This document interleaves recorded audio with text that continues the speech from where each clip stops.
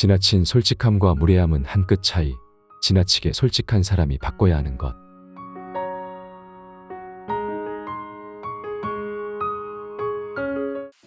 솔직함은 착각일 수 있다. 진정성의 두 얼굴.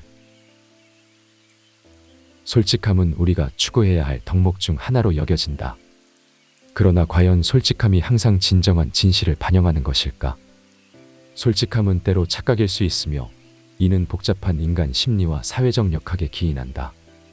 솔직함이란 단순히 사실을 있는 그대로 말하는 것이 아니라 개인의 주관적 경험과 해석이 결합된 결과라는 점을 이해하는 것이 중요하다. 우선 솔직함이 착각일 수 있는 이유는 인간의 기억과 인식이 본질적으로 주관적이기 때문이다. 우리의 기억은 항상 정확하지 않다.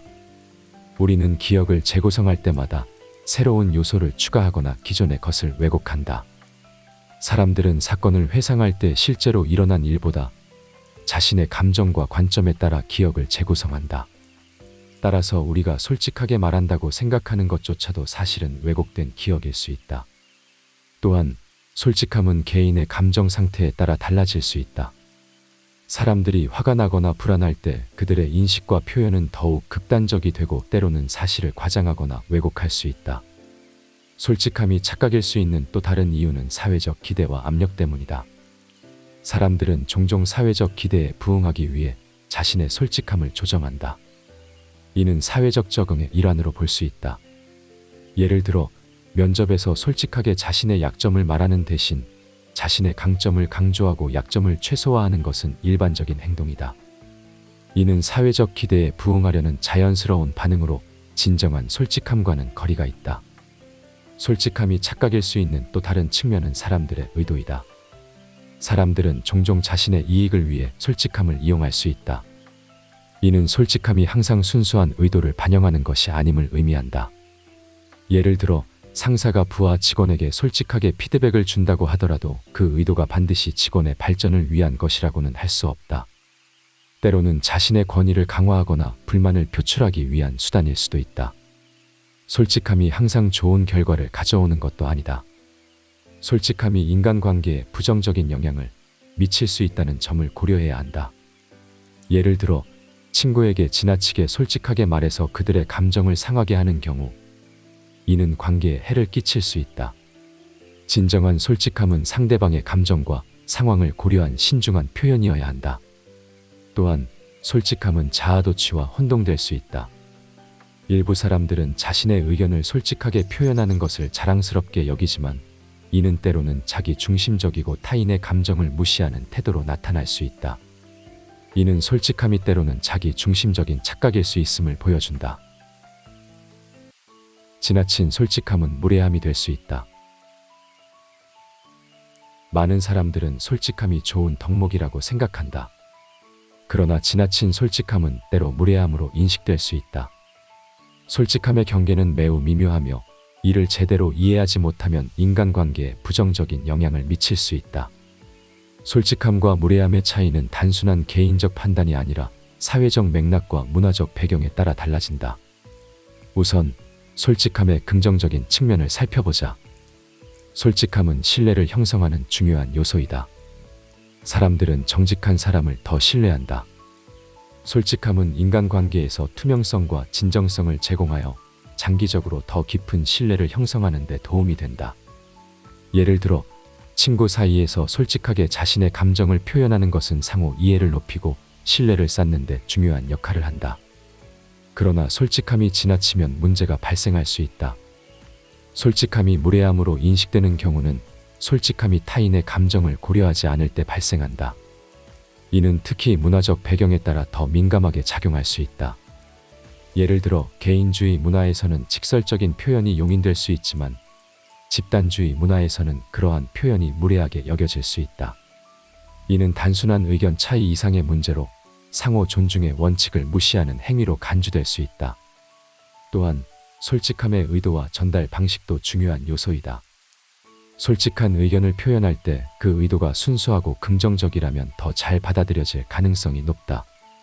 그러나 비판적이거나 부정적인 의도로 솔직함을 표현하면 이는 공격적이고 무례한 행동으로 인식될 수 있다.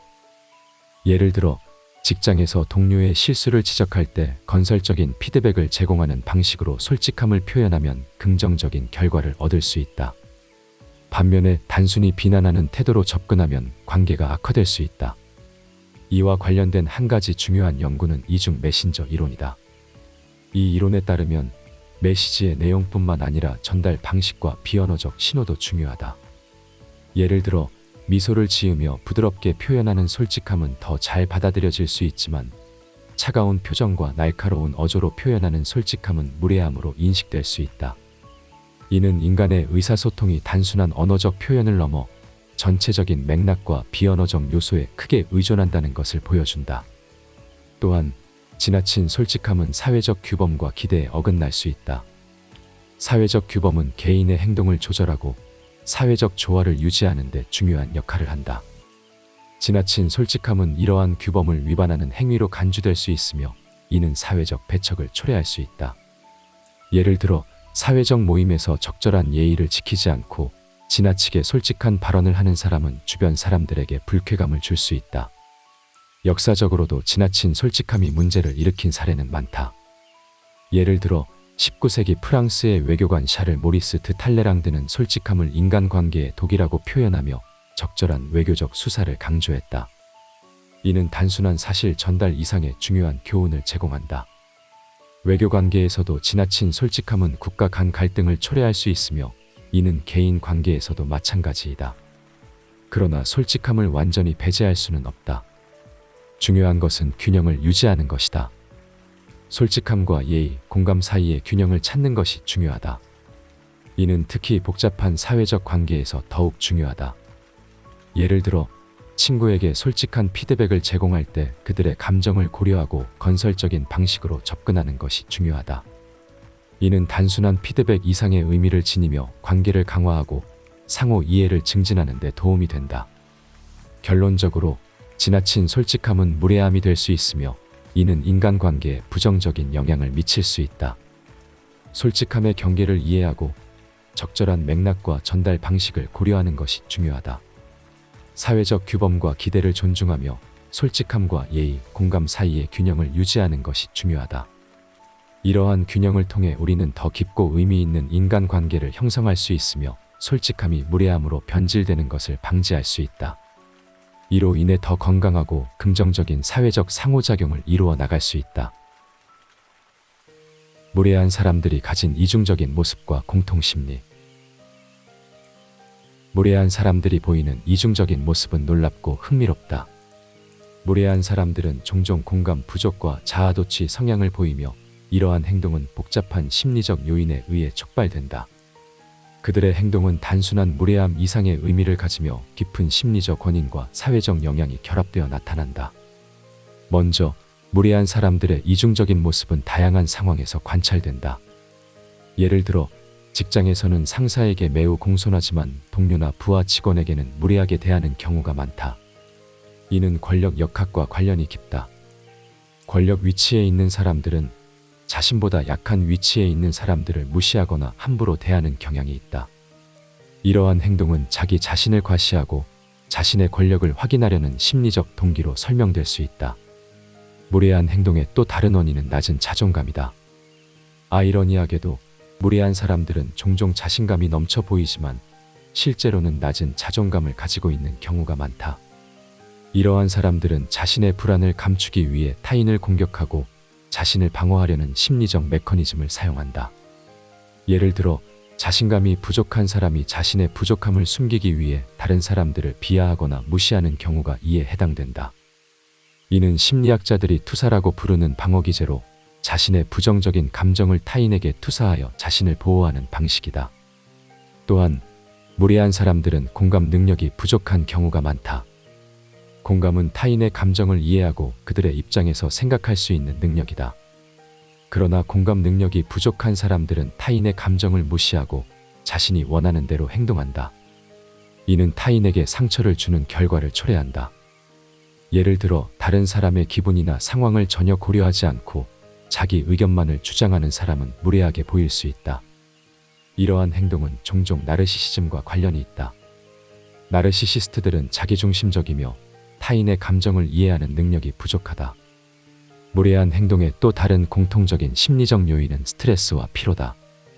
스트레스와 피로는 사람의 인내심을 감소시키고 감정을 통제하는 능력을 약화시킨다. 이는 무례한 행동으로 이어질 수 있다. 예를 들어 오랜 시간 동안 스트레스를 받거나 피로에 시달린 사람은 작은 자극에도 쉽게 화를 내고 무례하게 행동할 가능성이 높다. 이러한 행동은 일시적인 것이지만 반복되면 주변 사람들에게 부정적인 인상을 줄 수 있다. 무례한 사람들의 행동은 종종 사회적 학습의 결과이기도 하다. 어린 시절부터 무례한 행동을 목격하고 이를 모방한 사람들은 성인이 되어서도 이러한 행동을 지속할 가능성이 높다. 예를 들어 가정에서 부모가 자주 무례하게 행동하는 것을 본 아이는 이러한 행동을 정상으로 인식하고 이를 따라하게 된다. 무례한 행동은 또한 문화적 차이에서 기인할 수 있다. 문화마다 무례함의 기준이 다르기 때문에 어떤 문화에서는 정상으로 여겨지는 행동이 다른 문화에서는 무례하게 보일 수 있다. 예를 들어 직설적인 표현이 허용되는 문화에서는 솔직함이 장려되지만 간접적인 표현을 선호하는 문화에서는 이러한 직설적인 표현이 무례하게 여겨질 수 있다. 무례한 사람들의 이중적인 모습은 또한 자신이 처한 상황과 환경에 따라 달라진다. 예를 들어 스트레스를 많이 받는 직장 환경에서는 평소에는 무례하지 않던 사람도 무례하게 행동할 수 있다.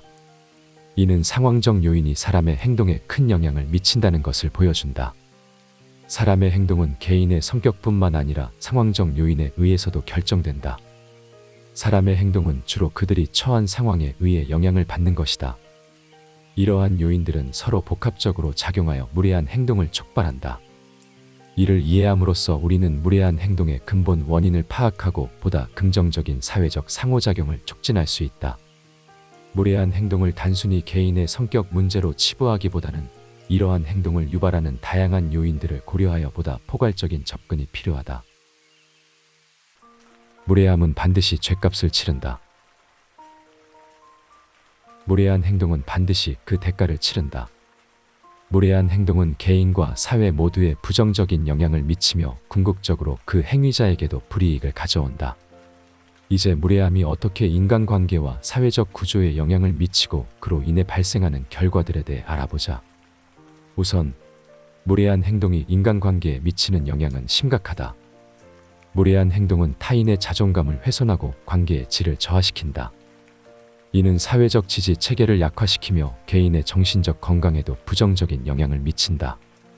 무례한 행동이 미치는 부정적 영향은 개인의 경력에도 나타난다. 직장에서 무례한 행동을 일삼는 사람은 동료와 상사에게 신뢰를 잃게 된다.